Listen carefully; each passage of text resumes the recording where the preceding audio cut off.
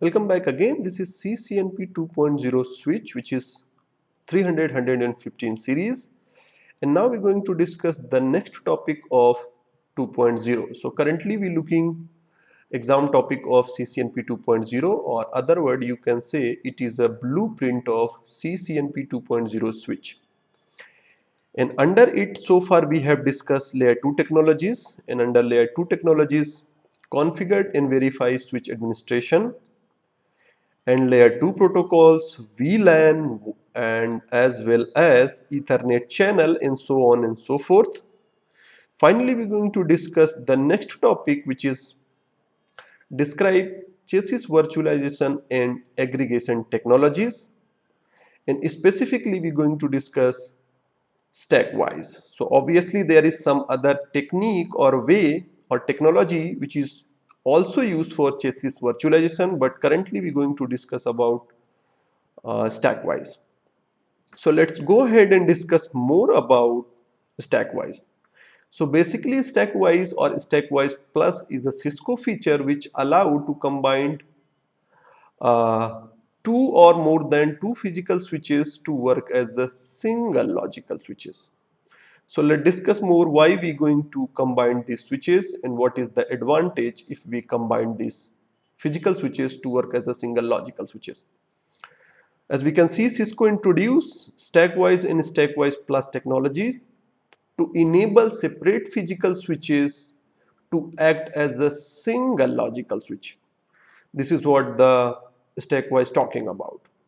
Stack-wise is available on switch models such as Catalyst switches, 3750E, 3750X, and 3850 platform. Uh, obviously, on higher platform. So basically, if we're talking about our switches network, what we have, we're looking for redundancy. So this is the first way, or this is the traditional way where we connect our devices in order to get redundancy. So let's say these two switches are belong to the distribution layer, and these two switches belong to the access layer. So what we do for redundancy, we keep an alternate link to the upstream switches or to the distribution switches. But because of the spanning tree, there is one of link going to be down, which has the higher, which has the lower, which has the higher priority. So lower priority or lower bandwidth always going to win. But at the end result is we have a one link up to the upstream switches. If this link goes down, it may take couples of seconds in order to forward traffic using this link. We have another problem, like we getting, let's say, 100 Mbps of link or 1000 Mbps of link if we have a gigabit Ethernet or gigabit link going to upstream devices. The other way is to avoid low bandwidth or to combine multiple links to make as Ethernet channel in order to forward data using multiple interfaces or multiple links. So this is the second way we can combine multiple physical links and make it as a single virtual link, which is known as Ethernet channel or link aggregation. So we can create link aggregation on both of switches or both of distribution layer switches, but again we facing problem, your one of Ethernet channel going to be blocked because of the spanning tree protocol. So let's say if currently this ether channel is blocked and this is working as a forwarding state, what happen if this going to down or this device going to down, it may take little bit time in order to forward traffic in this way. So again we have a problem, like we have a delay, we also not using entire resources of network because of the spanning tree protocol. So now Cisco come with the proper solution, which is known as stack-wise, and using stack-wise we can combine two or more physical switches to work as a single logical switches. So this is the advanced way to make your network up and working so far so that you can forward data without stopping, or non-stop forwarding, you can say. So in this technology, what we can do, or what actually StackWise do, it combine multiple physical switches and make a single logical switches. So consider these are the single switches, and we have a 4 link goes to the upstream switch, which is the distribution, and we create a multi-chassis Ethernet channel.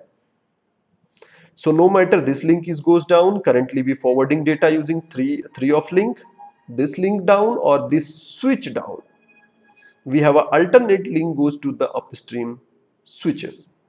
So since we have a single link or a single switches, your spanning tree not going to block any one of link as long as your device is up and working. As long as, I should say, the StackWise is working. So this is how we can use the technologies of Cisco, which is StackWise, and make your multiple switches to work as a single switches in order to get redundancy, uh, high availability, and so on. In other hand, or in other example, we can see if we have a core layer devices. So in core layer devices, in distribution devices, again we are going to perform StackWise or combine multiple physical switches to treat as a single logical switches. So no matter this switch goes down, again we do have a connectivity, either this switch down, again we do have a connectivity. But we are not going to block any of interface because logically it is work as a single switch. And we creating a Ethernet channel to use or to utilize all the link in order to get high availability and faster data transmission rate. Excuse me. So let's discuss let's discuss more about the technical detail of StackWise, how it going to work and how actually it we need to configure.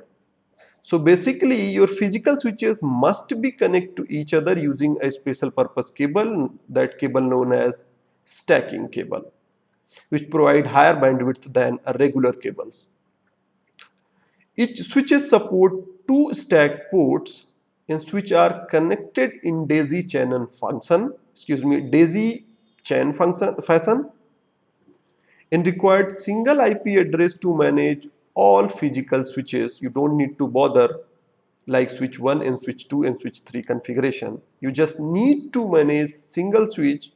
Automatically it going to manage using single IP address you can manage the block of StackWise, which basically means you're going to manage all the devices or all the switches. Obviously we get better resources utilization if we using StackWise as well as aggregation. Spanning tree and other protocol deal as a single switch, so they are not going to block the link which is going to upstream. Online stacks adds and removals allowed. It means on working switches or on devices you can add a new switch or you can remove existing switch for maintenance or some other purpose. Bidirectional flow on stack cable is allowed so that we can achieve higher bandwidth and redundancy. And in failure, it converged within sub-second or you can say millisecond. So you don't need to wait a long time in order to get convergence or failure recovery. It is automatically going to solve the problem natively if we using StackWise. And if we have a multiple devices and we using a StackWise, so one of switch going to work as a master switch, which is used for management and all other things inside your network. So let's see how it actually look like. So for example, we have a switch 1, switch 2, switch 3 and so on and so forth. They are connected into daisy chain fashion. So they connected to each other, and let's say we have another switch, and finally we creating a cable loop. We creating cable loop because if one of switch goes down, we have a connectivity using the other ports. So we have a connectivity like bus fashion. So this is how it makes sense when we using stack-wise to make your utilization of resources for higher bandwidth, for aggregation, and for high availability. So how actually it look like physically? If we see, these are the cable which used to connect in switches. So as we can see, the last switch is connected to the first switch, and first switch is connected to switch 2, switch 2 is connected to switch 3, switch 3 is connected to switch 4. So they creating a logical link to each other. If one of switch goes down, rest of switches has a alternate link, because we have a two port goes to the every switches, so that using the alternate link uh, we can send data without any interruption. So uh, this is what the stack-wise is. For no detail about stack-wise switches, I have already mentioned a link. You can go ahead and figure out what you need to do in order to implement stack-wise inside your production network. But in this tutorial, I do not have a higher platform of switches where I can implement this thing.